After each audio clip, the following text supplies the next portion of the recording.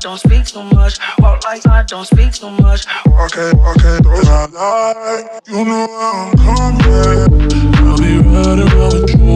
I'll be right around with you. Brother, don't stop. You know I'm coming. I'll be right around with you. I'll be right around with you. Those I like. Yeah, 10 days in a foreign land without you here. Dead weight, I've been holding on to my let go here. Still in the rust right here. Still in the rust right here. Still in the rust right here. Right here. 10 days, 10 days, 10 days. 10 days, 10 days, 10 days.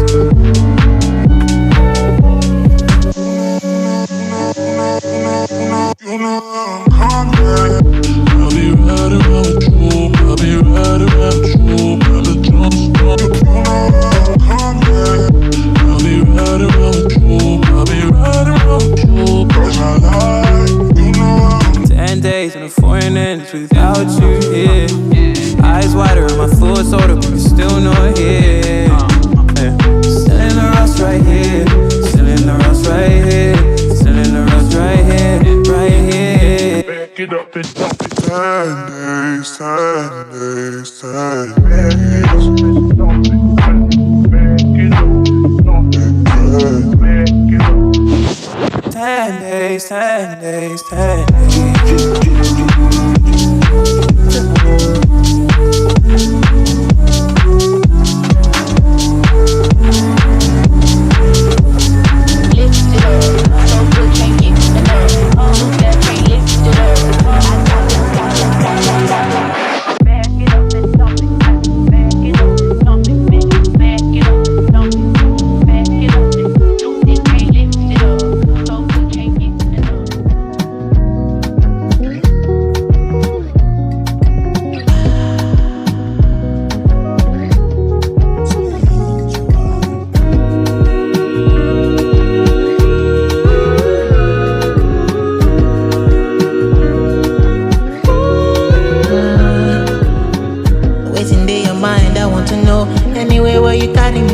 I go follow. Yeah, you making me high, Colorado, and I don't really mind if I overdose. This kind of love, baby, get that CB. This kind of love, I wanna know why you know, breathe for me. Tell me, I wanna know. This kind of love, baby, get that CB. This kind of love, take my soul, I give you for free.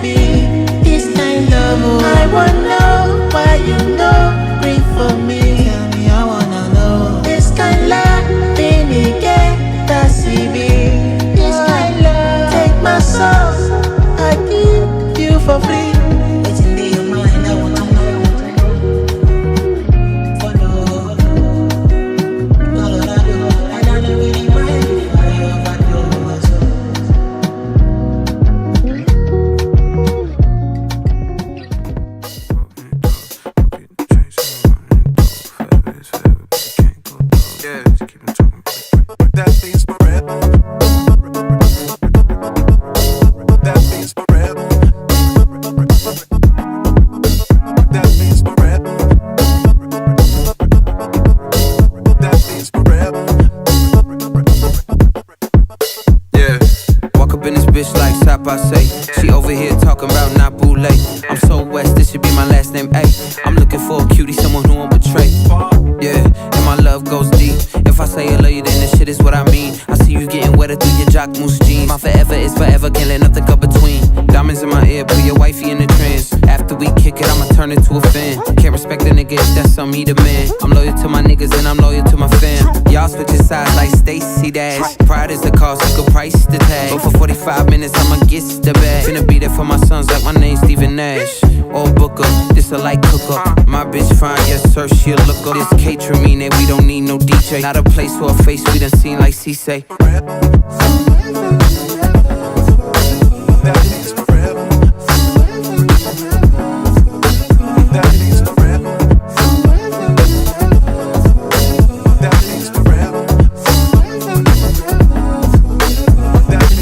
Like Andre say, champagne and lemon with the Bombay, babe. French 75, but my French so free. Como tu t'appelles, on m'appelle, I'm staring at your eyes, but you staring at my lips. We talking about your mama, but you thinking about my dick. I catch on these nuances and assists. I told her get a grip, then she hit me with a grip. In public. She so loud, she sounds so disgusting. We so loud, it sound like a discussion. I hit it with some rhythm, call it pussy percussion. Spank that ass, broke her back up in London. Hit it like Anderson, pack that pussy up, baby, I handle it. No matter if you with somebody new, you gon' think about me and I think about you too. Forever.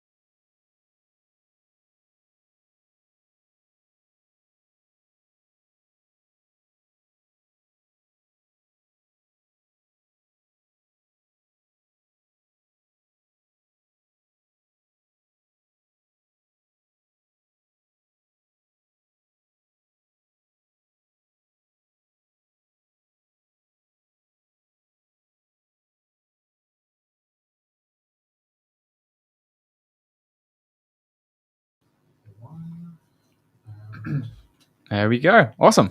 Well, thank you everyone for joining us for the latest episode of the Great British Builders. I'm here joined by Twyla and Andrea, founders of Wisdom. Excited to be able to dive into their story. They've been OG Super Team UK members from the very start. Won with their first Hyperdrive hackathon that we won, got first place in the AI track, have continued shipping, been traveling globally all across the world for the all different global events that have been going on. Incredible to like always have you guys here. It was so much so that they're consistently here. They bank their super team membership to get their stamps early to get their merch because they're always here and they're always shipping and going forward. So I'm very excited to be able to have this conversation with you guys and to dive into your stories. I hope to be able to learn even maybe a little bit more about where you guys have been, your story beforehand. But why don't you just like give everyone a little bit of like a TLDR about Wisdom and about yourselves? Okay, I guess we can do like two versions of TLDR from Uh-huh. both me and him. So my version would go like this. So Wisdom is a development infrastructure for both Web3 and AI. We added the AI part is because as we progress in building this product, we realize there's a lot of things and we can actually add when it comes to AI. So it Mhm. actually facilitates our user or potential users to actually make their workflow more efficient. Yeah. And in both like when it comes to building and also interacting with current on-chain protocols. Yeah. Very cool. The one thing that we've noticed a lot with AI specifically is that the time that it takes people to understand a product gets minimized with the use of AI because it's a very good place to start in terms of boilerplate. So we're developing this developer sandbox and giving it to a lot of people. We realize that it's kind of hard to get them to fully understand and fully build out things, Mhm. and the time it takes them to build things with AI is just extremely small compared to how it usually is before. So that's Yeah. And so it's Wisdom itself is this really cool notebook platform to create developer experiences and be able to help them kind of grow and build out different products a lot quicker. But what about you guys selves? You know, what about your individual stories? How would you describe yourself to somebody new? So it depends on like whom I'm talking to, if it's Web2 people or Web3 people. Web3. Web3. Oh well, I've been in Web3 for about 4 years now, and before that, I was a finance professional. Mhm. So to a lot of people, I say I'm an ex-finance professional turned software engineer in crypto in Web3. Similar thing to Tyler. So for myself, I have both my degrees in finance. But while I was in my last year in my master's, I realized, I actually have a lot more interest when it comes to software engineering. Mm. So I become a self-taught engineer, and I was also experimenting around a lot with design as well. So I think this really unleashed my creativity and really tapped into like problem-solving part for myself when I transitioned into becoming this software engineering and also a designer. Yeah. And so you both have like dived into the technical aspect of what it is to be able to build things.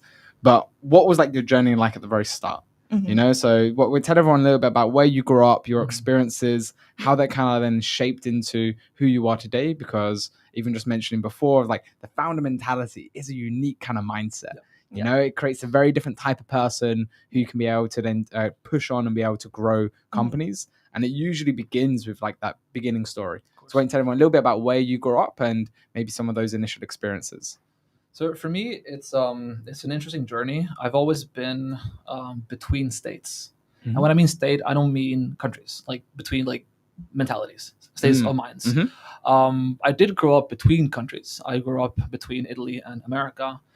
I essentially was born in Italy, but from the age of 8 months old, I was shipped to the US with my mom. Shipped. I love to say shipped because it was also in a military context, so like it kind of makes sense. Yep. To Arizona, to Phoenix, Arizona, for about 2 to 3 years, and then I went back to Italy. And during those formative times, you do pick up some English or like some words, and so my parents thought that it would be a waste if I, lost all my English, and so they enrolled me into English schools, specifically British schools, which is interesting because I don't have a British accent.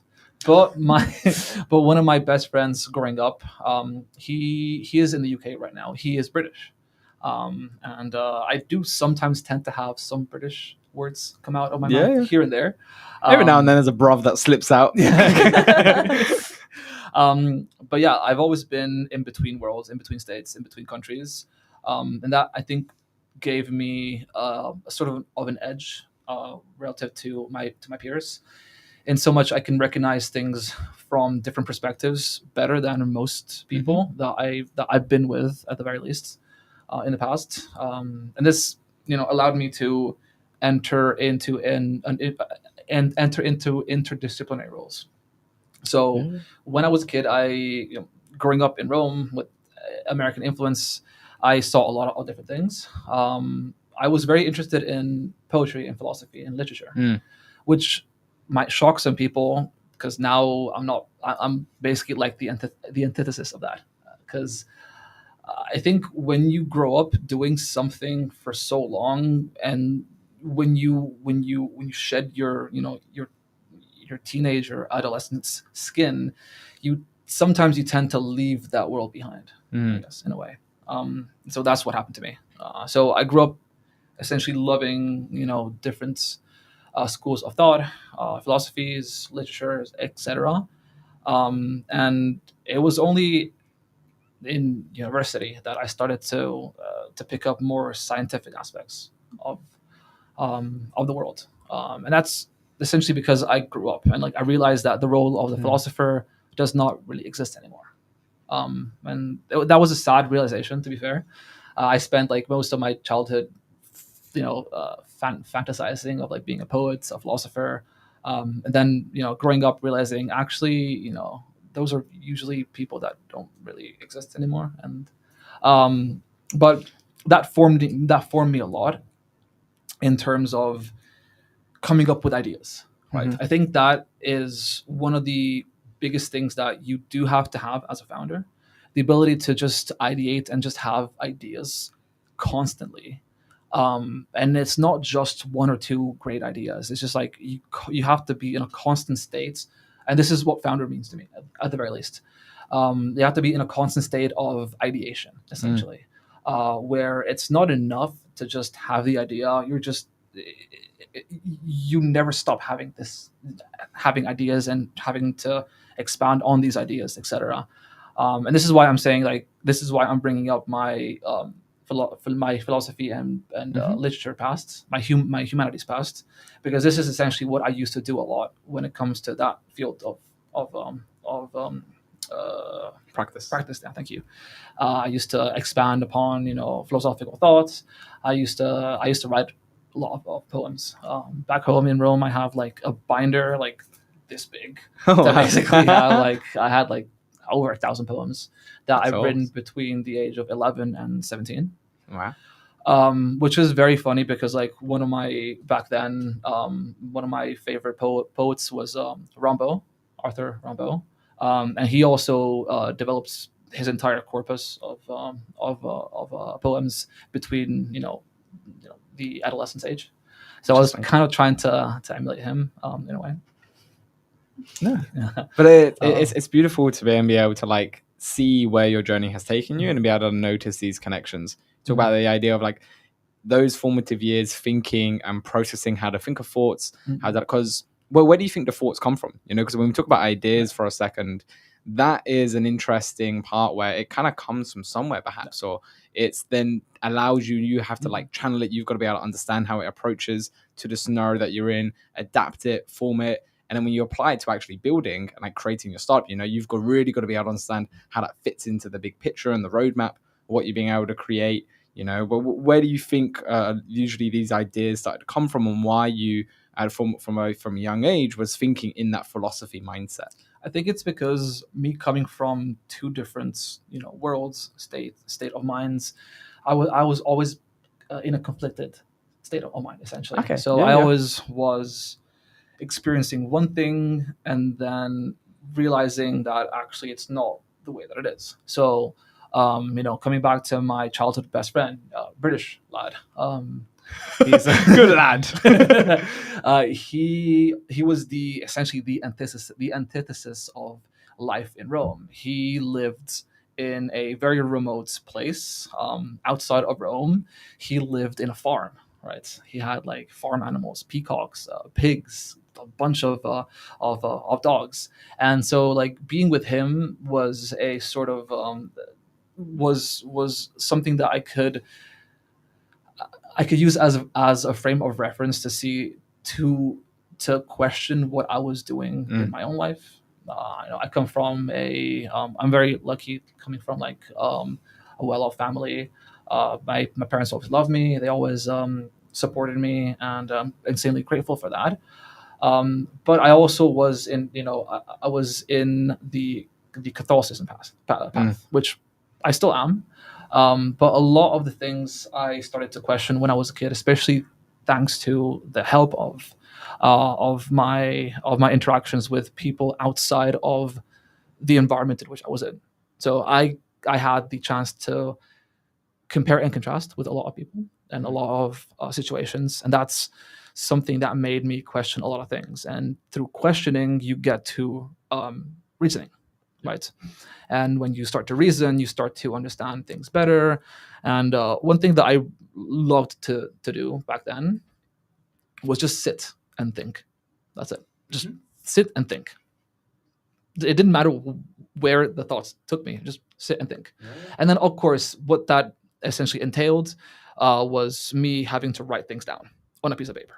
And this comes down to and this comes to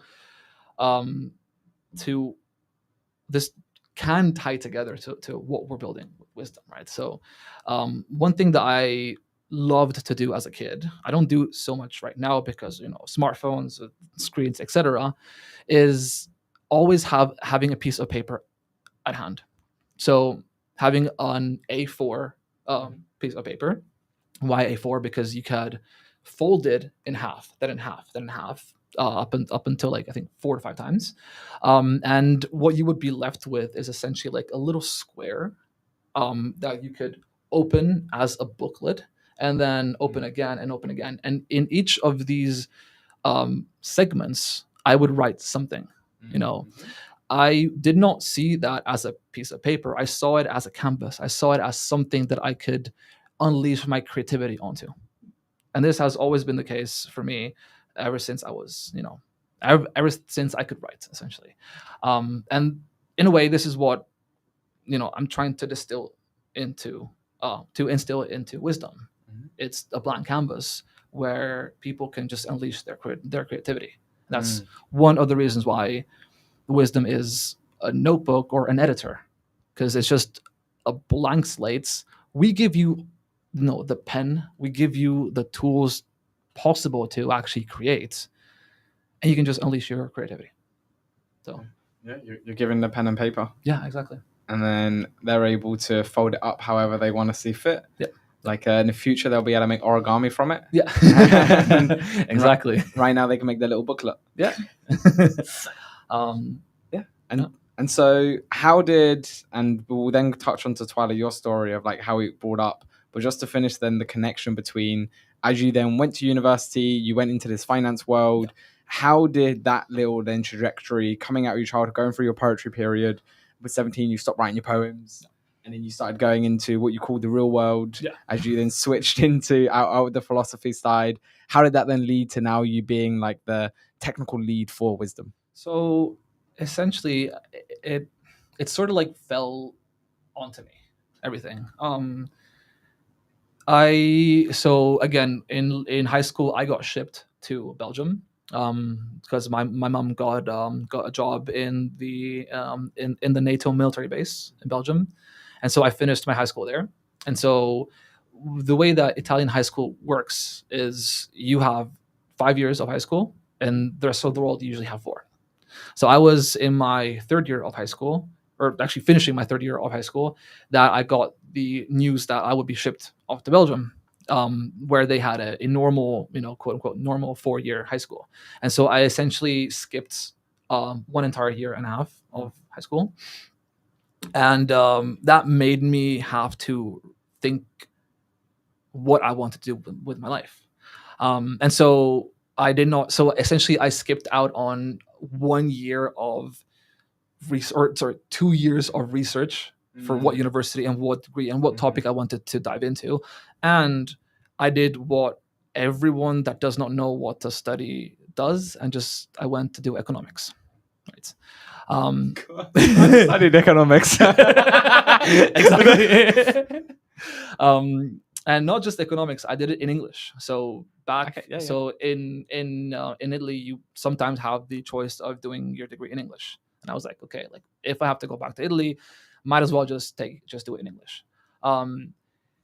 I did not like the degree. I did not understand why I needed economics. I did not understand why I needed all these perfect competition models, which were so idealistic that didn't make too much sense.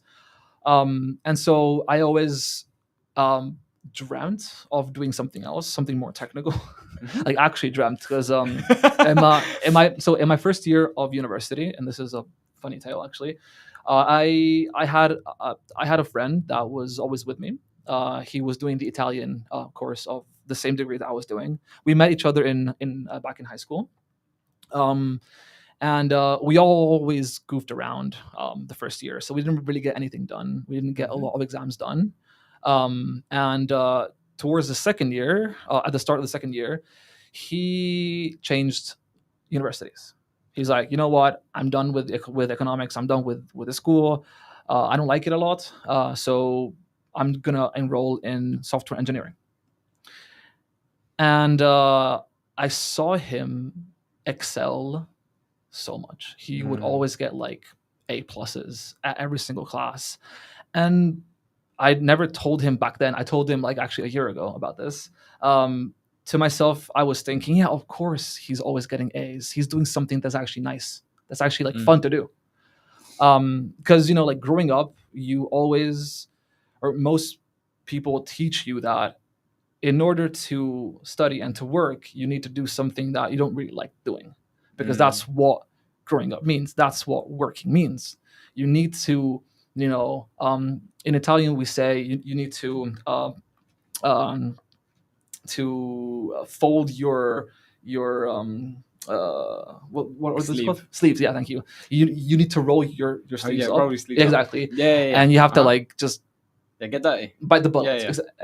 Roll your sleeves up, get your hands dirty. Essentially. You know, you got to go into it. But that's not really the case, because like people can actually find, you know, their true calling and actually enjoy what they're doing. And that's what I saw in my friend, and that's why I was always jealous about him, because I was like, yeah, no, he's doing things with computers. Come on, that's so cool, you know. Of course, he's always getting A pluses, and I didn't understand that at the time that that's actually what I wanted to do. And it took me like how many years? I have 4 degrees, not because I'm smart, because I had no idea what I actually wanted to do. I have a degree in economics. So you finished that degree in economics? Yes. I have a bachelor's in economics, a first master's in corporate finance, 2-year master's, second master's in investment management here in London at Cass Business School, now renamed to Bayes Business School. And that actually was the degree that allowed me to do an elective in Python programming. So back when, you know, I used to study, you didn't have a lot of flexibility when it came to like choosing classes. So you had to like, you do what you do. Yeah, exactly. But here I got to choose Python, and that's what gave me like the nudge essentially to actually unlock. Yeah. And then my final degree is in mathematical finance and financial engineering, done in online. Actually, it was done by WorldQuant, which is the hedge fund subsidiary of Millennium Capital Partners, and that gave me like the machine learning background that I currently have. But yeah. And then what was then just before we get into Twilight, like the little connection then out of they're doing all of those degrees that 100%, ended up getting you into Wisdom? So I worked in finance here in London for a couple of years. I never really enjoyed it as much. Mainly because I've always heard the term financial modeling. And I was like, yeah, that's so cool. I want to do that. And then a friend of mine said, actually, bro, you're already doing that. It's just using Excel. I was like, what? That's true. Like, we have a course called financial modeling, and it's in a gigantic, you know, like IT room, and the gigantic blank screen, and the teacher will just showcase how do you use Excel to do the equations. It looks so. It sounds so cool in theory, but like in practice, it's just using Excel. And working for you know funds here in London, I realized it's actually menial work. Like all I did was sift through documents, find a little number, plug it into a financial model on Excel, and model it out essentially. And so, thanks to my elective in Python that I've done through CAS, what I started doing is I started to convert all the Excel models from Excel to Python. Essentially, and this was viewed by the firms as me wasting time. So, very helpful. But I just realized, why do I have to do things manually when I can just automate things with programming? Yeah, of course, it's going to take you like 2-3 weeks to do that, but once it's done, it's done. Like, and that's how essentially like I got to learning more about programming, specifically applied to finance. I really wanted to get a job as a quant, and that's why I pursued also my 4th degree in financial mathematics and engineering. But every interview that I got here in London to be a quant, they always rejected me on the grounds of, oh, we found someone else that could hit the ground running, because they already have X amount of years experience in data science, right? And that's why after getting into finance, I got into data science, and that's how I got the knowledge of machine learning through Python for finance, and then Python for ML. The point being is, my path was finance. I want to get into quants. How do I get into quants? Through data science, and that's how I landed a job in data science. But I didn't actually like the job in data science, because to all you aspiring data scientists out there, it's what it actually is. It's more of like, oh, I need to craft the data in such a way that the business that I work for is happy. So it's not really lying, but sort of it is, because it's not a yeah. So that's So content with knowing how to use Python as a programming language. yeah. Like, it's like, like the classic scene of like in was it in the Wolf? No, in The Big Shorts, where Ryan Gosling turns to his quant and says, "It's my quant," So, Chinese guy. exactly. Like, the data scientist is like that figure that, like, oh yeah, I know the numbers are correct. Here's my data scientist. Yeah. And that's essentially what it actually is. It's not fun. It's more of like businessy. But that allowed me to understand a lot more about machine learning, about deep learning, all the different models, and specifically more about Python programming. And during those years, I realized, okay, I actually sort of like programming a lot more, and I wanted to get into web development. And I started using Python as my backend, using Django and some HTML and CSS to build out very simple websites. I think the first website that I built was a dentistry appointment management website for my dad, who's a dentist. And then he saw that and said, "Oh, why don't you build a website for a friend of mine who has a shop? They would love to have an e-commerce." So I spent like 3 months learning how to build an e-commerce. I sold the website, and that essentially gave me the ability and the confidence to like start to actually pursue web development as an actual viable career path. I think we can stop here, because like after that, there's a lot of overlap between the two of us. Yeah. So So then let's talk about Twyla. Yeah. Where did your journey begin? What was it like growing up? Where did you grow up? Yeah. And then what were some of those formative experiences as you were learning and taking into the world? So I would divide my childhood in 2 different periods. So the first period, I was like growing up so basically my parents used to work for this domestic company, and in this city they have this like gigantic like neighborhoods of buildings where everyone who lives there are their colleagues, and they all know each other. So in that case, I actually grew up with having a lot of friends who growing up in the same community. And so this actually made me like realize at a very early stage, I have like leadership.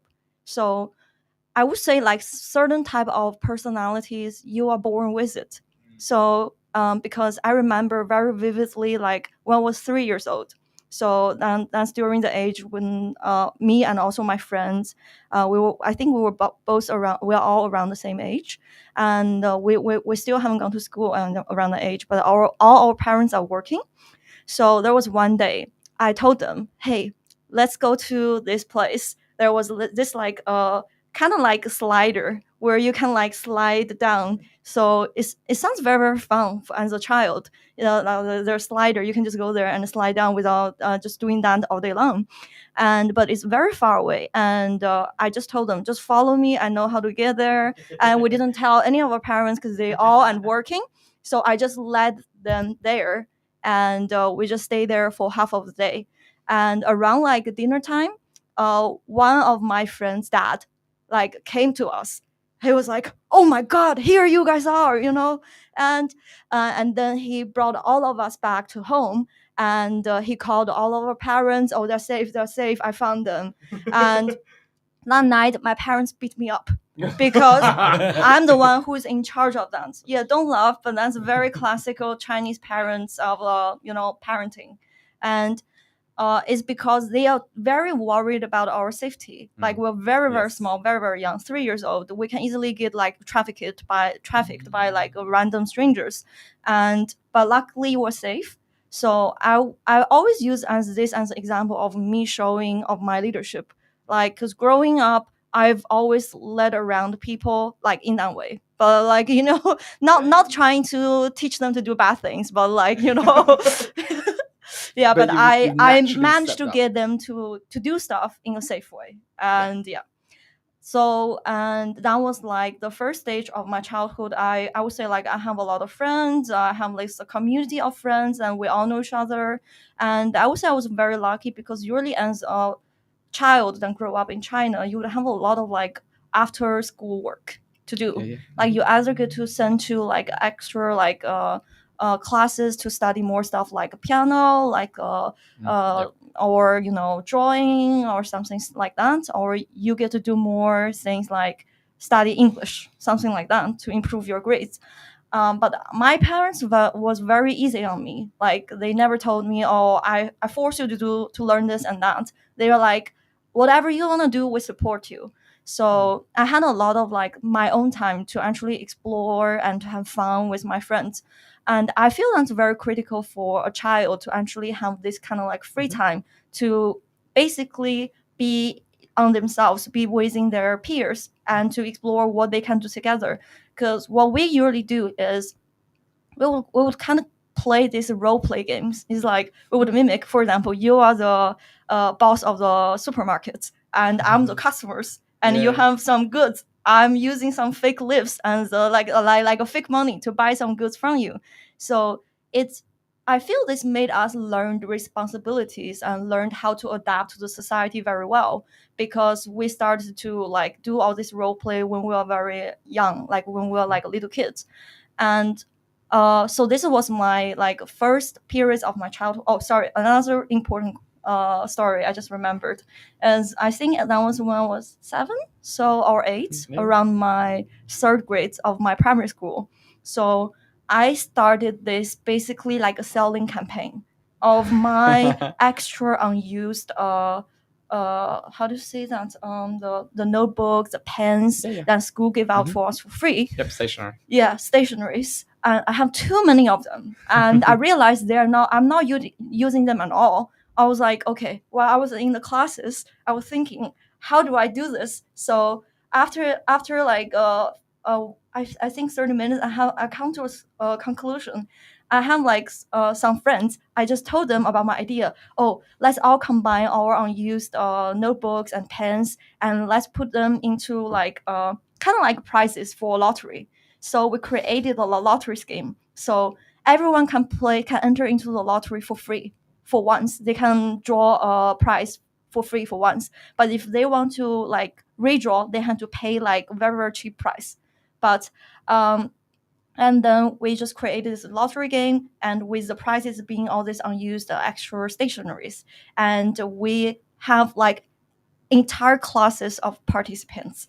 Like, by basically, we just told them, oh, you can get into this lottery for free. Everyone's just trying. I feel like people are naturally want to gamble. And so that's why they're also willing to pay, especially the entry fee is very, very low. They are willing to pay extra, even though the price is like something like, very like average, like they also would not care about, but they just like gambling. So, and it was a very fun but also very successful lottery scheme, and we in the end we managed to get rid of all the unused stuff, and with extra cash, taking extra cash back to home, buying us some snacks as well. Yeah. That's well, it's those sort of experiences, that really Mhm. just start shaping your characteristics Yeah. and those traits. And it's quite funny that you can look back at it now and you Mhm. can notice that like the leadership qualities from when we was 3 years old, and Yeah. I was like, we're going on the slides. Yeah. We're going. And then like from like because of the entrepreneurial inside to Yeah. it as well, of like Mhm. actually I have this like supply, I need to get rid of this. How are we going to do it? I'm Yeah. not just going to sell it. I'm going to set up this little raffle system, this little Yeah. lottery system Mhm. to be able to distribute it. Yeah. And so it kind of like really starts shaping then that kind of mindset when you're looking at problems and how do you solve it and trying to think of those creative solutions around it. Mhm. And yeah, exactly. So I would say that's like a very happy childhood for the first stage of my childhood. Mhm. Then the second stage I would say is after my 10 years old. So because I moved to a new city, Mhm. and my dad was not with us anymore because of I moved to a new city with my mom, and my dad, because of work reasons, he has to be in other places. So I feel at this stage I grew more independent personality. So Mhm. I learned to do a lot of things on my own because my dad is not there anymore. So I also feel like I become more sensitive. Also because like I'm entering into my teenage years, and I start to have a lot of like reflective thoughts after that. I start to pay attention to more about my environment, about like interpersonal relationships, especially after my interaction with people. I start to think about, oh, what would this person think of me? Mm. And that's what would I do a lot as a teenager.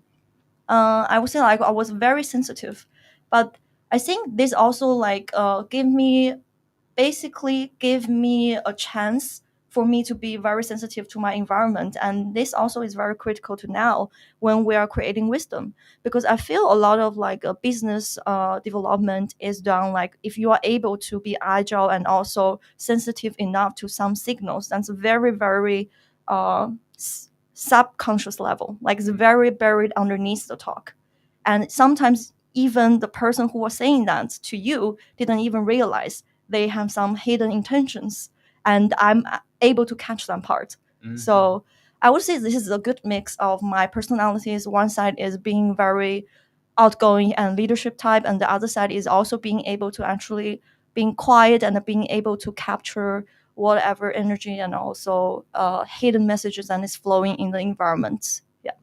And you learned all of that before you went to university? Yeah. And then what was then the step? So as you then started getting older and going out into the world, Mhm. what path did that end up taking you to now lead you here today, building wisdom? Yeah. So after I get into university, I would say I was actually getting into another period of my life. I would say I'm more like a rebelled type of person. If someone is always like putting pressure on me, oh, you have to do this, you have to do that, I just don't want to do anything. I just want to, do nothing, and I want to be on my own. I want to like enjoy my freedom, and like I feel I have my own free will. So that's basically during my high school. I have a lot of like pressures coming from schools, Yep. from teachers. Oh, you have to get good grades for you to get into good universities, and so I don't really think I studied a lot when I was in high school compared to most of the Chinese high school students. But getting into university, I would feel because since we're getting into an environment where like teachers or your parents don't really care much about your study anymore. That's that's the time actually I always lock myself in libraries. I would always go to libraries from 6 a.m. until like 9 p.m. I would Wow. just be in libraries and study a lot of different stuff, very, very locked in. And I feel like it's very good because that gave me ability to do research on my own. Mhm. And this is also very critical when it comes to creating startups. Yep. This leads to my first startup. I created my first startup during my bachelor degrees.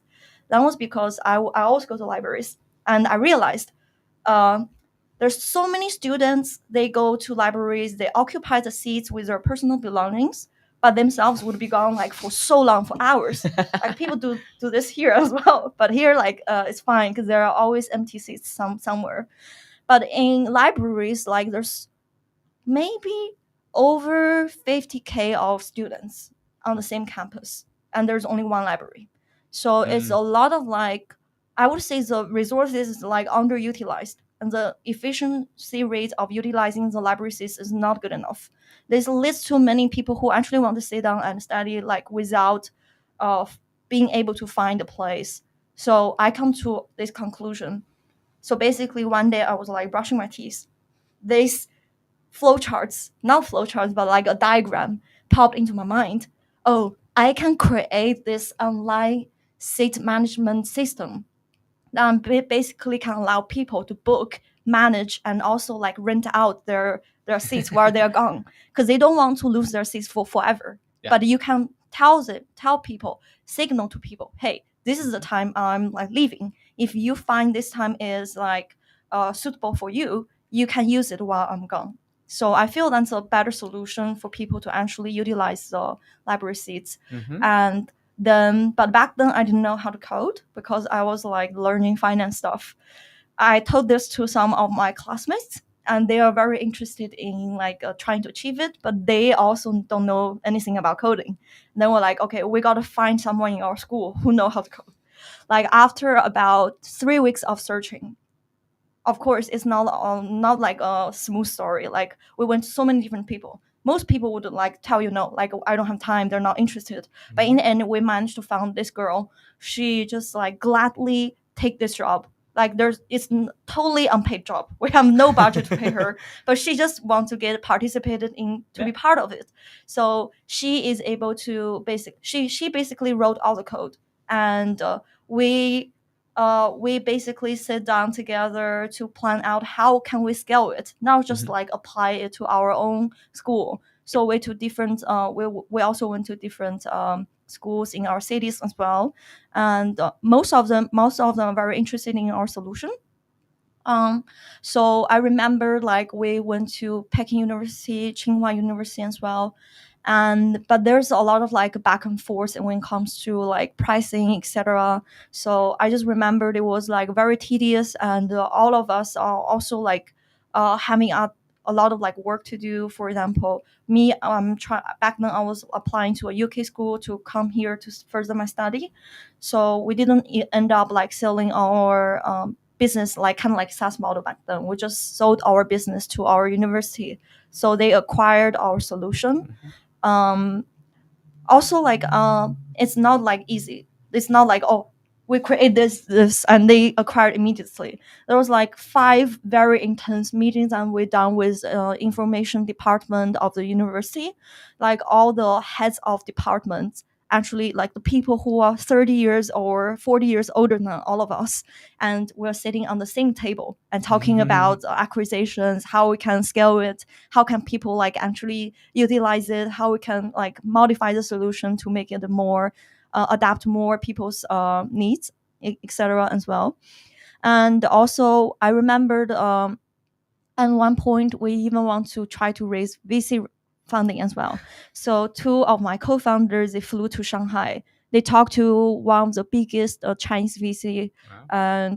And then we realized it's not easy because other than like having the solutions, we don't know anything about for example, go to market and strategies, and we don't know anything about like pricing, etc. So, and in the end, but it's a very good experience because it taught us like what's critical when it comes to like becoming a founder, not just like coming up with solutions. Yeah, you learn a lot. And also I feel like creating solutions that can be easily acquired by universities is something different, because in universities we all still like, how do you say this, not in, we are in an incubated environment, we feel, Yeah, yeah. because if we are not the students of that university, it's harder, way definitely way harder for you to sell your strategy to them, for you to sell your product to them. So I would definitely say, if you can start to try to become a founder when you are still in uni, because that will give you a lot of edge. Yeah. You can leverage the platforms the university provides to you. No, that's very true. And like it's quite fun to be able to like see how you've been able to Mhm. go through that university experience. You had to go through the journey of finding somebody to work with, like Yeah. that talent acquisition Yeah. side to it. You had to then go through the initial like what was the opportunity, Mhm. being able to like notify that. You then had to like when you were hiring that person, you Yeah. had to pitch it to them, to make them interested. You had to kind of Yeah. like sell them on the opportunity here. Yeah. And then you have to go all the way through Yeah. with like, all right, well, what's next? Now we have this product. Mhm. A couple of people are using it. What do we do? You try to scale it out across different universities. Mhm. Then you also had your own things that you had to do. So that you then was able to find that then really cool connection, and you then realize, exiting business is even hard itself. Yeah. And like a lot of the time, even for like founders now, Mhm. you've got to really design your business to be to be acquired. Yeah. That there's certain requirements that you need to be able to have in how it's Mhm. structured, how data is kept, how things are organized. Because when you do get to that exit and you're having those 5 meetings where you're sitting down with the heads of them and you're going through it all, you need to be able to have your answers quick and fast to then be able to make sure it all then goes through. Yeah. And so that's quite a really cool like entrepreneurial experience where you got to like the full scale of it. What then happened after that university experience when you then came over? Yeah. So right after I finished my study in China, so after we all sold our solution to the university, I came to the UK. I was studying finance in London. So like it was very it's not like I would expect like how do you say, I wouldn't expect like a culture shock or anything kind of like that, those stuff, especially for somebody who hasn't lived their life in overseas for quite amount of time when they grow up. But I feel like I adapt to London very well. I feel London is a very it's very embracing different diversity among different types of people. Here you can meet people from walks of life, and you can like start a conversation with them anywhere. And here you feel like London is a place you can never get bored of, because it feels like every day there's always something new. And that definitely made me enjoy my first year, or like my during my master degree in London. But I feel like after school, London life is also different. And so actually, it was during my master degree I met Andrea. So it was very great because we back then he was trying to be a quant, as he was talking about, and I was preparing for one of my course that required me to learn a lot about linear algebra. But I think myself was never good at math, but he used to be in library a lot. So I would always go to him to ask some questions. And then we started to talk a lot. Then he was telling me, oh, I'm doing this Python course. I was looking at him doing it. I found it's very cool because I also picked up some Python when I was in China as well. I was like in my last year of my undergraduate. But I didn't like continue to do it because I feel this is something very, how do you say it? For me, teacher is very important. If the teacher is not like communicating or conducting the teach in a very informative and also interesting way, I lose my interest. So I would not do it. And back then, the course I was following, I feel they're just trying to throw and dump all the knowledge in front of you, and you have to memorize it without trying to make you actually understand why it's like that, with like very interesting case studies, for example. So it was very hard, or it's not hard, it's just I don't have interest to keep doing it.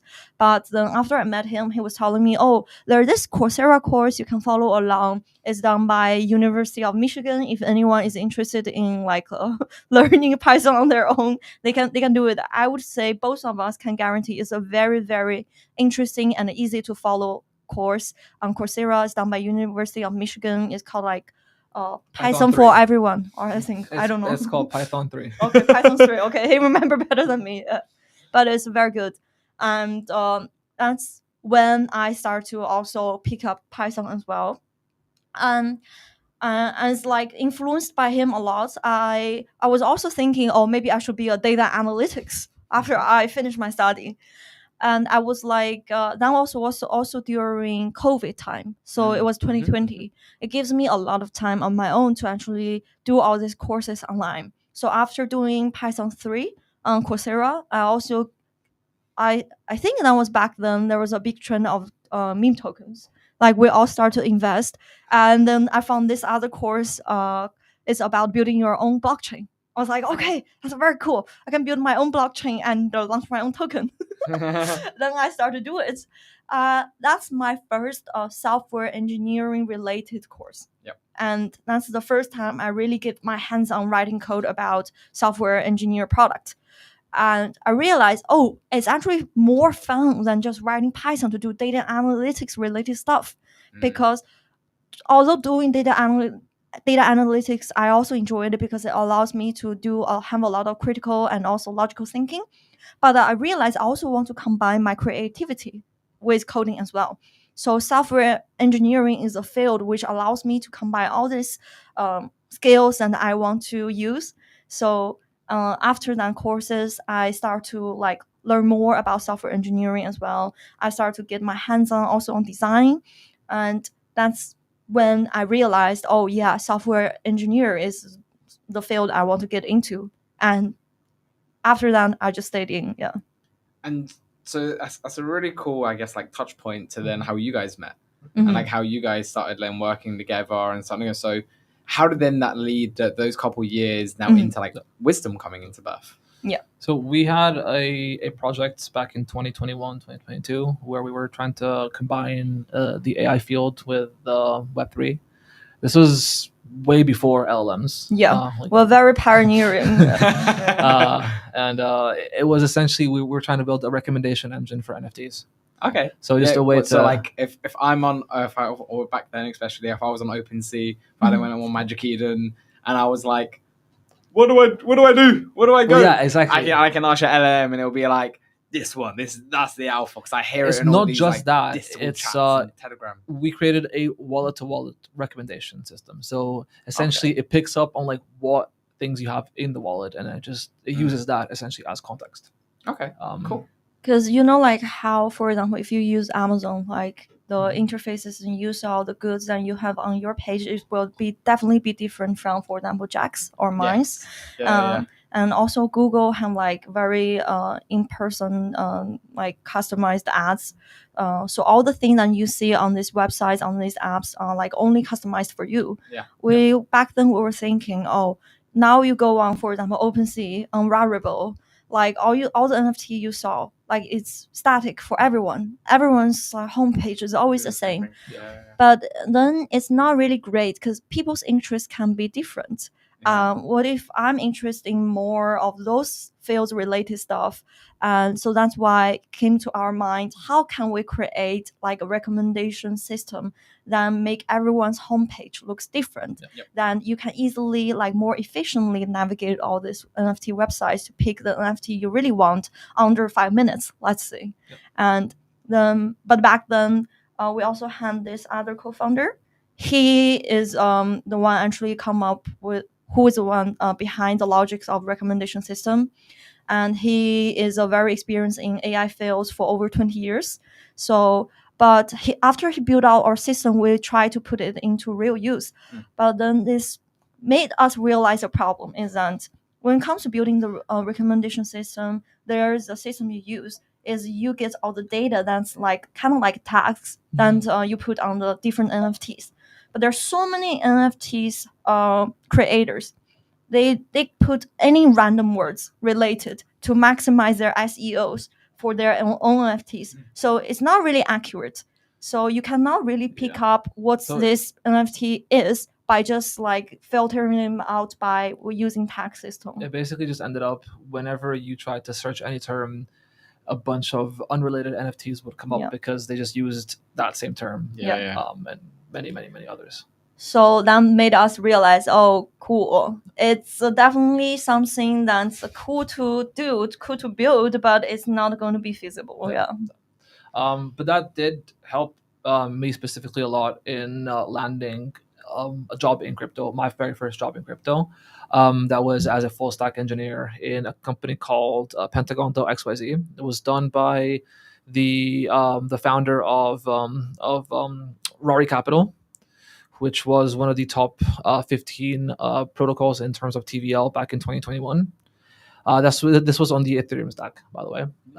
And looking into the company itself, like I worked for it for about 6 months, and for the first couple of months, we were deep into like building a bunch of different projects. It was essentially a venture studio type model, where we were working on different types of Web3 related stuff, from like on chain VC things to decentralized front ends, and towards the end of the term that I was at the company, we struck a partnership with FTX, and we all got to visit the Bahamas, and we went to the FTX headquarters there.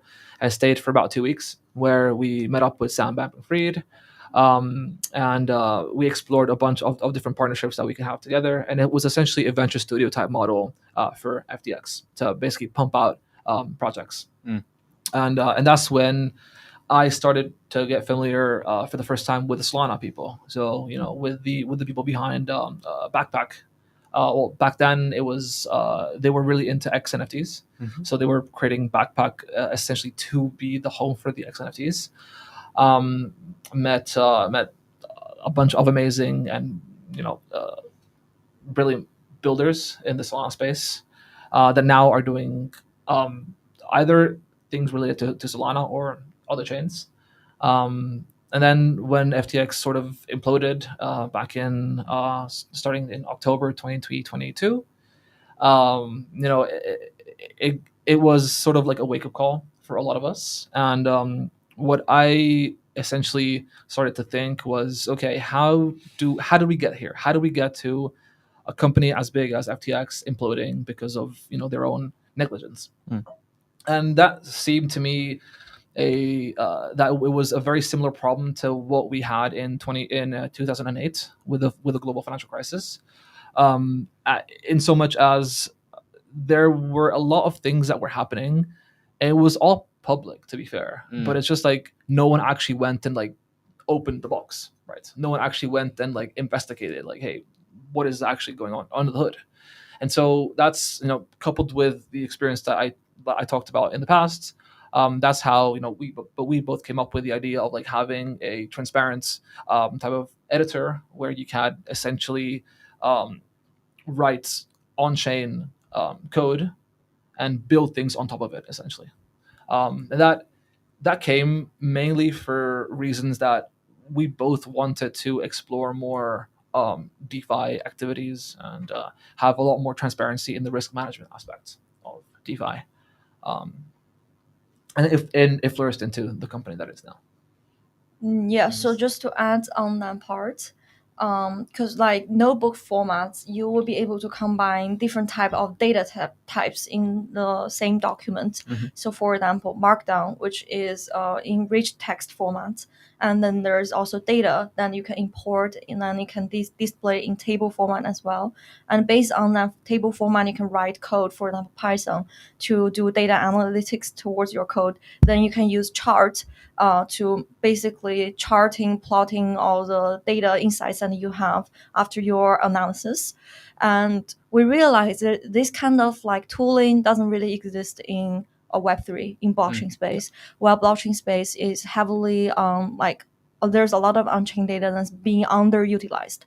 And there's a lot of insights, and you can gain and to shed more light on how do we interact with on-chain stuff, and what should we learn, like what should we know about it.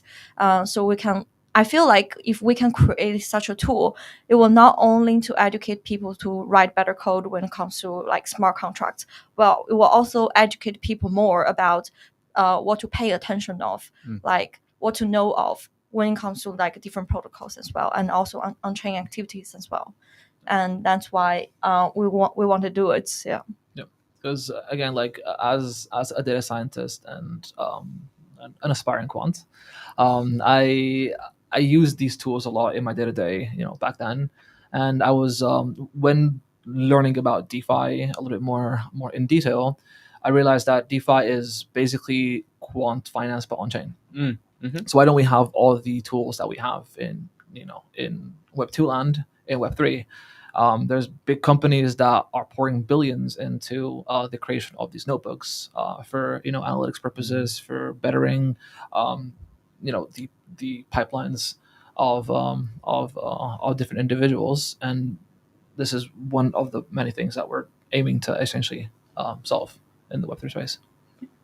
And for you guys now, like being able to build, so like we've gone through the full story, and I love it. Like I think it's really nice to be able to truly understand how somebody is able to find their business. It's like we talk about all the time, this idea of founder market fit, of like why are you the right person to build that business? And the devil's in the details. It begins in those early stages where you can kind of really start to understand how your mind's being, how you're kind of understanding where you kind of fit in society. And like where your role. So even like when you talk about when you're free, and like there was 3 of you there, and it was like your role was, okay, I'm going to be a bit of a leader towards it. And then when you were talking about when you were thinking and you just wanted to sit there and think, and you wanted to solve these problems, and then you started then going into the world, and you started then noticing these challenges, and you started to see it was like, oh, this like there's this blockchain world, and I can build my own blockchain, launch my own token there, and that software side, and I was like, oh, that's something it would go into. And then when you were then noticing how actually, well, I was going through this journey of finding what I wanted to do, and I went into this quant world, and then what you just mentioned just then of like they had these things that we don't have here, because like Web3 is still like a quite a young space, and so there's a lot of infrastructure that isn't quite established. How have you guys found now growing Wisdom and starting to build it out? Because you guys, you've been shipping, you've been building, it's been growing, it's been percolating for a while. Like how have you found them being able to start bringing this new platform into existence, and just your journey to date over the last couple of years, being able to bring Wisdom forward, be building it, starting to get feedback, starting to get people starting to explore with it, and how have you found that journey being able to establish the product now? I think it's a journey that most, if not every founder should experience themselves in the first place. The fact that Twyla mentioned that she did have a startup when she was in university. I also had my own startup when I was in university, but they're not fully fledged startups. Companies. They're not fully fledged in the sense that they're not as one would think of a VC backed company is. So we realized that there are user journeys that people have to go through. So, for example, the classic user journey that a first-time founder goes through is they don't go to market immediately. They think through things a little bit too much. They try to fit narratives that maybe are not supposed to be fitted in, and that's something that is very personal to first-time founders. And I think it's one of the most important things that you do need to understand as a founder, to basically understand that mistakes are going to be made, and it's fine. We've been through that mistake a lot these past year and a half of building. We pivoted a lot to basically understand what narrative might fit, just to pivot back to our original concept. And then we showed it to people, and then we realized, hey, that's awesome, but we need to make it even easier for people to get on board, even easier for people to start. And that's where AI comes in, because AI is the best thing it's best utilized for boilerplate stuff. So to just pre-populate things, to give you suggestions. Of course, AI is not well suited to build complex applications. It probably will never be. But it's amazing at giving the initial nudge, the starter points for people. And for people that have still not leaned into AI, I would strongly encourage to lean into AI, because it's inevitably it is something that that permeates everything, and it is an amazing starting point for people to just use your product. That's what we've at least I've learned. Yeah. If you want to give your So I'll say like one thing we've done like from very early stage is talk to our potential users from the days and when we start to build it. And because I feel like the earlier than we get this market feedback, the earlier we can validate if our idea or product will have the PMF or not. So some people might argue it's not real PMF because your market is not big enough. But I would say like it depends on what kind of product you're creating. For example, in our case, at least our initial idea, the notebook part of the notebook feature of the Wisdom, it is very niche. It's not going to be something that everyone is going to use, but it's definitely going to help to address that niche market's problem. It's definitely going to solve their problem when it comes to efficiency, when it comes to like being able to peep into like a lot of on-chain activities through all this like chaos of data. And so we have a lot of this nice feedback from like very seasoned developers when it comes to like especially from the Ethereum community. They when we showcase our solutions to many of them, we are still like surprised how many of them would be actually be wowed by the thing we are creating. So this is definitely the thing I would suggest founders, especially when they just start to create their solutions, try to put themselves into the potential users group and try to talk to their potential users to understand if this is something that if they're on the correct path or not. Yeah. No, like it is incredibly important. Like people build in silos and they don't understand like you're building for somebody. Yeah. And somebody isn't just yourself, it's a whole market.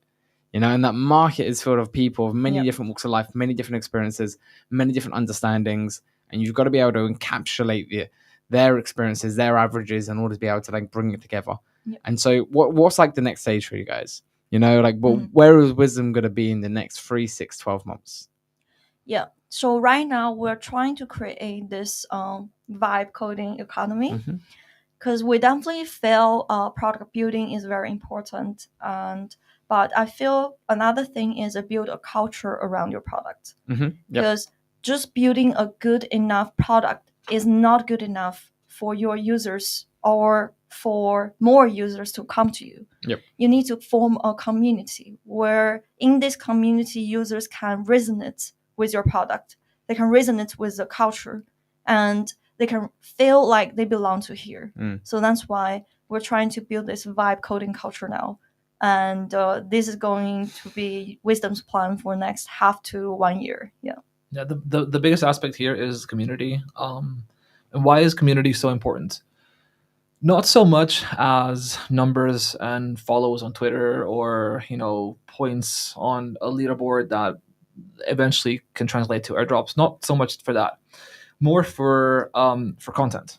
We sat watching the live stream, or sorry, actually, the IRL stream, I guess, last week with the oh no, sorry, it was a lot. Yeah, it was like digital with the COO of the Sandbox, right? And he was talking about the importance of launching through months, if not years, of pre-launch. So essentially, first giving, especially if you're a platform that is heavily reliant on content, to basically give it out to content creators that then they fill everything up.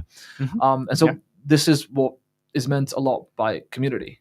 People that are interested in developing solutions using your tools and platform, that then they are the spearheads essentially of the products. And that's something that we're leading into a lot, because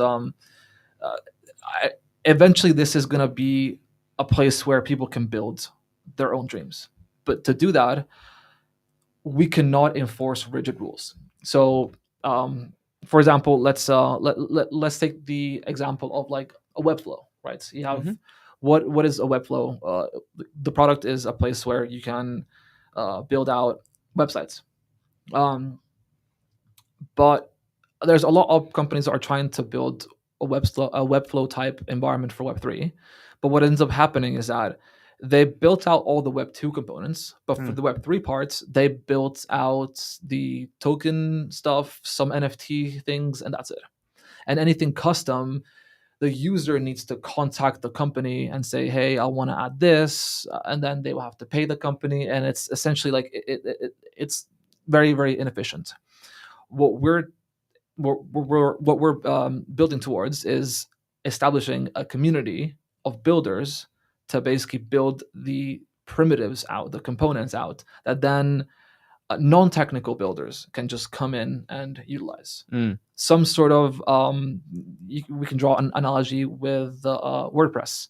WordPress has WordPress developers and PHP plugin developers. So the PHP plugin developers, they are technical. They write the plugins and the components for WordPress, and then the WordPress developers are usually non-technical, that they just use what the plugin developers have created to create whatever website or platform that they want to. So this is what we're leaning into, and this is, of course, it's chain agnostic, platform agnostic. It's going to be a place where you can just build out your dream project. And it's an interesting one that you take that analogy back to Sandbox of like that pre-launch period, and like how you're able to then grow out and onboard like those initial like people who are establishing it, building with it. And it's almost still in stealth. It's still in that case where you haven't necessarily fully invested into the whole journey and like really going hard on the public side of it. And you can establish this like really core base of a few people, like 100 people, really good creators who are playing with it, trying it, giving you a basis. And then that's your traction and sell to the VCs. Exactly. And then sell to the investors. It was like, look, what we've been able to create, we've got these very first few people to be onboarding it. And when we talk about community, those first people come through your friendships.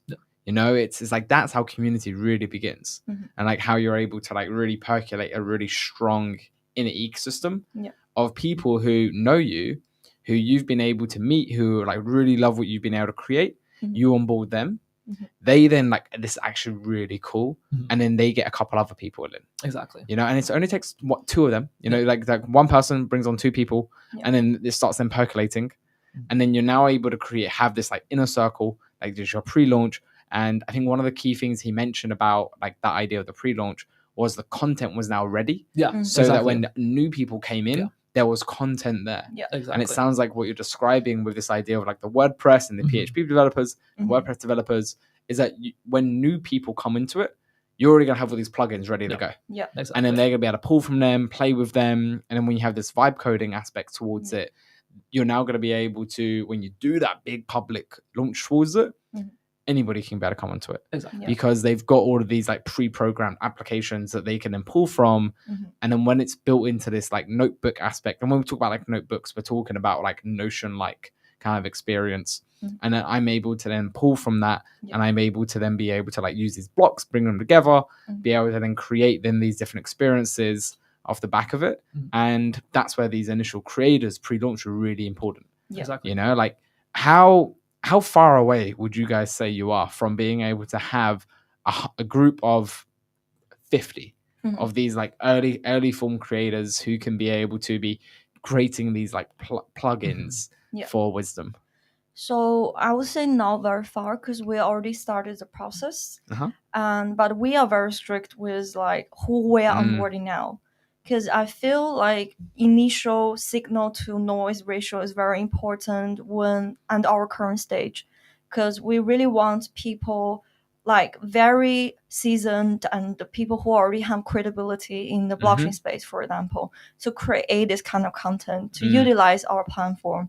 And these people, we are transforming them to become our power users. We're transforming them to become our evangelists. So they will go out to tell people, oh, use them, they're cool. They will show us on Twitter, oh, I just use this platform, it's too cool. Like, you can do this and that.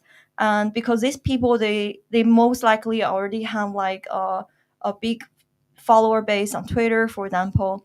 And if we're able to turn all these people to become to become our power users, then it's way easier for us to onboard like less advanced people or people who are just getting into Web3, just getting into coding. Because this type of people, when they just get into this space, they are always looking to find role models. And usually role models are this kind of people. And if these people, this role model type of people who are already using our platform, then I'm pretty sure like most of this like beginner level people will use it as well. Yeah. And what I think what could be quite interesting is when you have those like really high quality senior developers, it won't take them long necessarily to build certain of these plugins. Yeah. And I think maybe a key aspect to think about with them is their level of ownership. Yeah. And like they feel like that they are a part of this platform. They feel like they're a part of it because they've built their little plugin, and now it's canon in like the whole story of the platform. And that sense of ownership, it drives them to share it. Makes them want to then share it out. And what took them a weekend to do is now like built into the platform. Yeah. And forevermore they can then be able to kind of share about it. And it's like, hey, that was mine. If you're using this, it's pulled from me.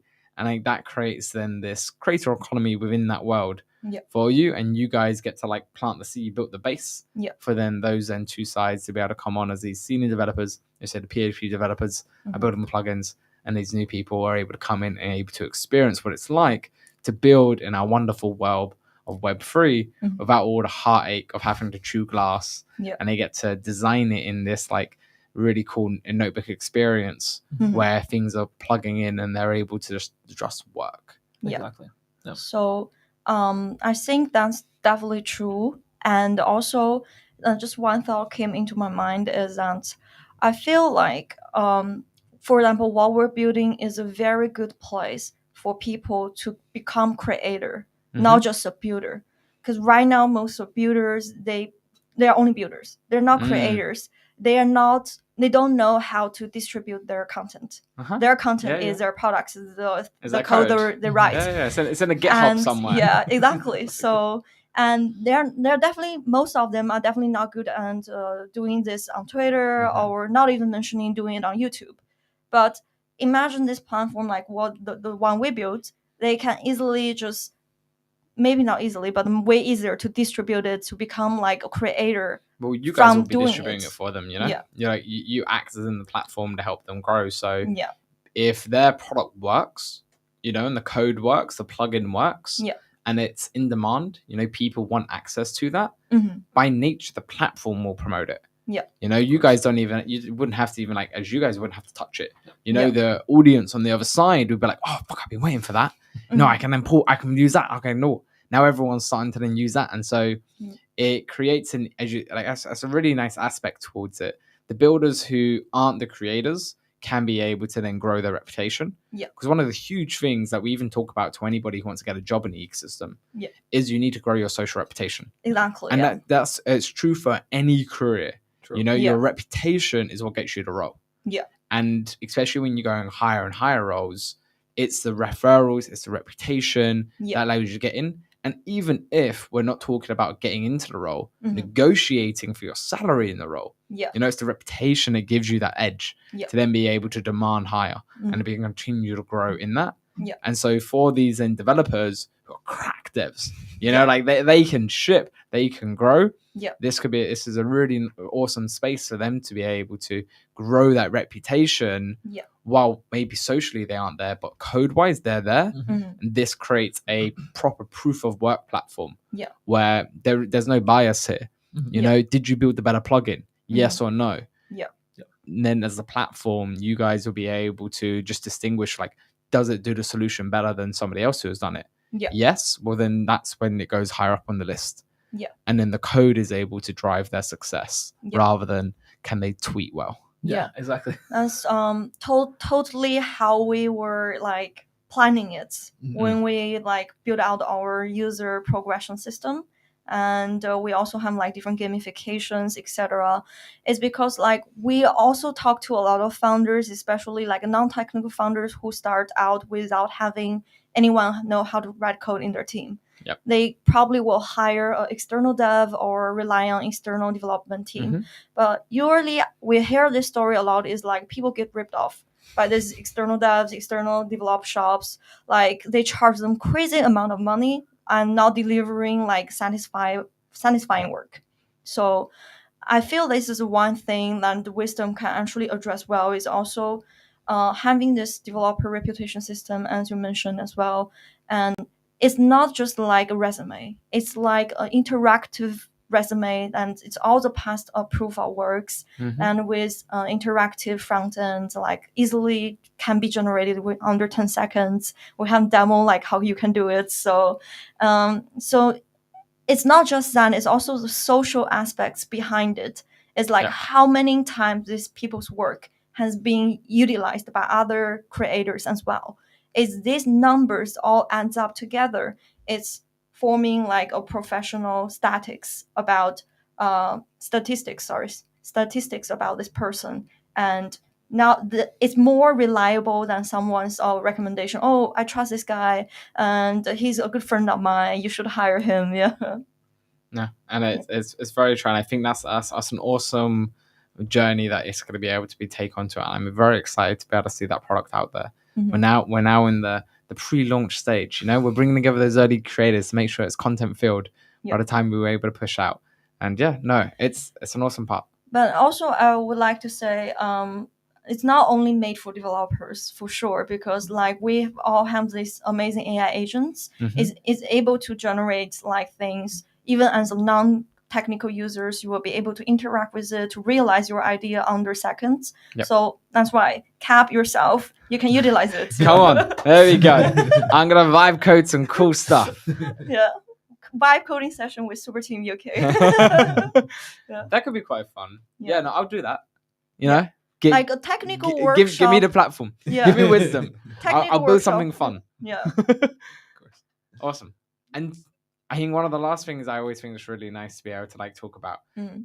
What would you guys say to your younger selves or to any other inspiring founders before they go into this massive journey Yeah. that you've learned in your part of it? You know, everyone goes on their unique path. Mhm. Everyone comes to a unique perspective Yeah. of how it is. So everyone has this unique answer to this question Mhm. on how they've taken away those learnings and what they would have shared back before. What would you guys say has been that biggest learning? I would say my biggest learning is be very, very clear and understanding very well about what's your strengths and also what's your weakness. Yep. And try to maximize your strengths. And if something is your weakness, most likely you're not able to fix it very well because no one is perfect. But as a founder, you need to be able to find someone who can do the part that you're weak of well. So that's a biggest learning. I have this like thought is because I was talking to a young founder here.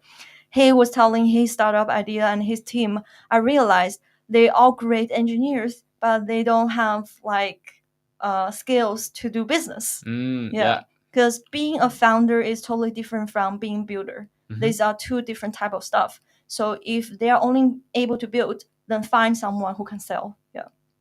Very important. That's very nice. No. Andrea? For me, it's don't be afraid to make mistakes. And this is something Okay. that is very easy to say, very hard to implement. Because we're all afraid of what other people think about us. We're all afraid of like, standing out as the idiots, as a fool, and we're attached too much to failure. We love failure. We love to think about failure. It's just innate.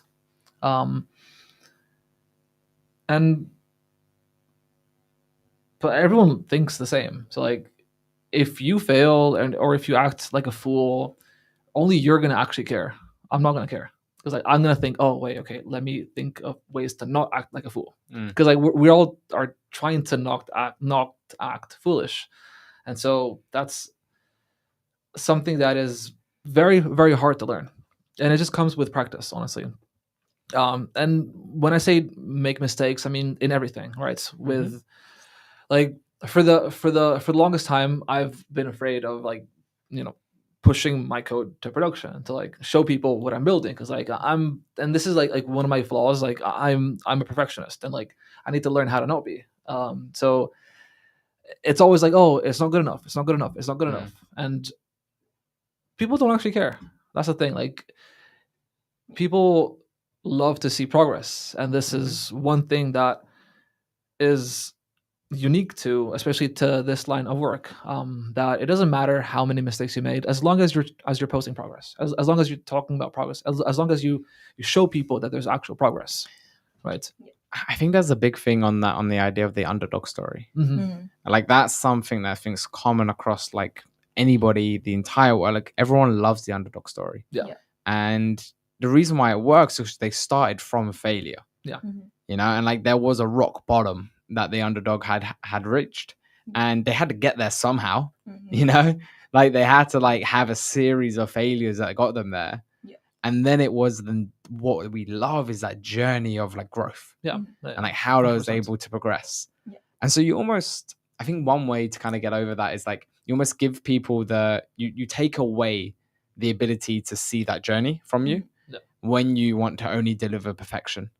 Yeah, and like 100%. that takes away from the human journey of it. And it takes away from the whole cycle of what it actually means to build something. It's also interesting looking at social media, for example. And this is something that I came to the realization in Dubai, I think. Yeah, in Dubai 2 weeks ago. I'm a millennial, right? So, and this means a lot of things, right? I used Facebook as a kid or in high school. And to me, Facebook was a profile, like a profile where I showcased the best posts, the best posts that the best things that people wrote about me, right? So like I took a lot of pride in myself as a little high schooler, of little poet. No, actually no. In high school, that was like something that I did, you know, in stuff. But in high school, I was a very big party person. I was a very big. I loved going to clubs. In Italy, we have a very strong culture of clubbing, especially when you're kids. I love to have my profile filled with like party posts, girl posts about like, oh wow, how cool it was last night. Not that type of thing. I mean, like parties. Yeah. And so like I viewed my profile as perfection. I was like, oh, I needed to that is like the place where I can showcase my best work. Yeah, you needed to convey the ideal version of yourself, like it's like the typical like Instagram model. Same thing with Instagram, exactly. Like you're trying to display that perfect person, but you don't show the photo when you're clumped down, and it's like the angles aren't there. You know, it's not you're upright, it's twisting. And I think what breaks this cycle is something like Twitter. And this is also like something that I'm trying to unlearn, this whole perfectionism.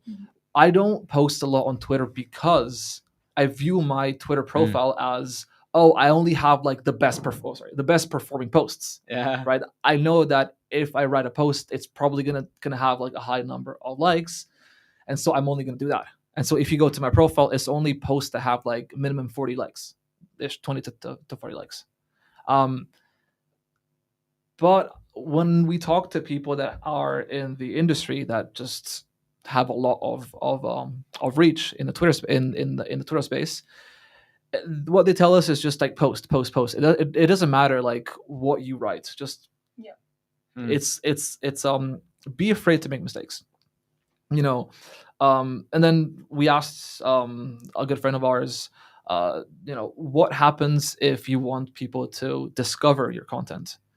And the way that he replied, because what I view content as, if I go on your profile and you should have like the highlights, right? But that's not the case on Twitter. Yeah. And so like a feed. Exactly, right? So because I'm very used to like the Medium article way. Like I have like a publication where I post the best stories. In Twitterland, what happens is that, or like in the real world, what happens is that if you actually have good content, people will find it. It gets showed around. It's like a town hall. Exactly. And the whispers get louder. Exactly. It doesn't matter if it's on your profile or if it's on your showcase. Yeah, nobody's looking. No one's actually going to look at that. Yeah. No one's actually going to look through that. And this comes back to the idea of like make mistakes because no one's actually watching, Mhm. no one's actually paying attention. Yep. So, and this is something that I have to learn deeply because like it is very hard, to be fair. So And the only way you learn is the hard way. exactly, by making them. So- No. Yeah. Oh, but I think that's been a beautiful conversation. yeah, Like That was lovely. I've loved being able to learn a little bit more about you guys as well. And yeah, so I really appreciate you being able to come and join us. thank you Thank for having so us. much for having us. And would love to have this the opposite way. Oh. to learn more about you. Oh, There's well. a lot to unpack there. So I feel Maybe the last session that we should do for the podcast. we is should that do all of us. all of us, each of us, ask you different questions. You're gonna give Jack a panic attack. How many mics he needs? How many cameras do we need? My set No, is like big enough. one by one. Though, like, So I need more. I need more audio plugs. We- I only got 2 plugs, man. We can do it in a queue, actually. Like just like have you watched? Oh yeah, that would be so funny. Like everyone's queuing outside of this. Want to like, ask me a question? Yeah. only, Everyone everyone gets has one like personal 1 minute. question. 1 minute. Done. Go next. That'll be for fun ones. You Yeah. know, because we talked about before about the ASMR one as well. Yeah. You know, there'll be special versions of this in the future. Nice. Spin-offs. Yeah, I think a podcast format's a really nice way to tell the story for everybody. Yeah. Yep. And it's this is something just that we've wanted to do for a while, Mhm. and we had the opportunity to do it, and we were like, yes, let's do it, let's run with it. Yeah. And as we continue to grow, we want to continue running this. And Yes. so this definitely won't be the last time you'll see a podcast coming out of Team UK. Nice. This is just a start. I actually very enjoyed this podcast Yeah. session. Yeah. It was very, very nice. I didn't expect it to be this enjoyable, to be fair. It's a good conversation. Yeah. You know, it's nice. It's nice to be able to like look back and see how far you've come. Nice. Of course. Thank you so much. Beautiful. Thank you Thank for being you. able to join us. Thank you for everyone for being able to listen. Thank you And so we'll much, catch you next everyone. time. Yeah. Do do do do do do do.